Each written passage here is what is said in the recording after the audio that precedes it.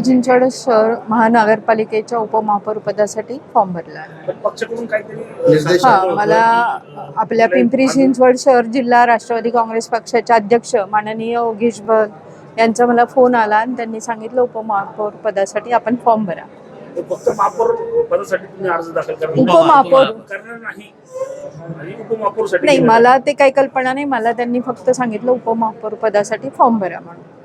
खरं तर राष्ट्रवादी काँग्रेस पार्टी जे आहे उपमहापौर असेल किंवा महापौर दोन्ही पदाचं नामनिर्देशन असेल भरायचं नव्हतं असं सांगितलं गेलं. मात्र अचानकपणाने तुम्हाला फोन येते काय ते शहराध्यक्षांनाच माहिती आहे. शहराध्यक्षांच्या आदेशानुसार मी फॉर्म भरलेला आहे. 37 नगरसेवक निवडून आलेत राष्ट्रवादीचे. उपमहापौर पद मिळेल असं वाटतंय का महापालिकेला?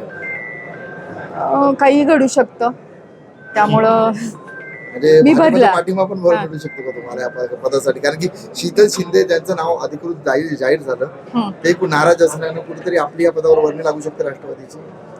लागू पण शकते किंवा नाही, पण अध्यक्षांनी मला सांगितलं त्या आदेशानुसार मी फॉर्म भरलेला आहे.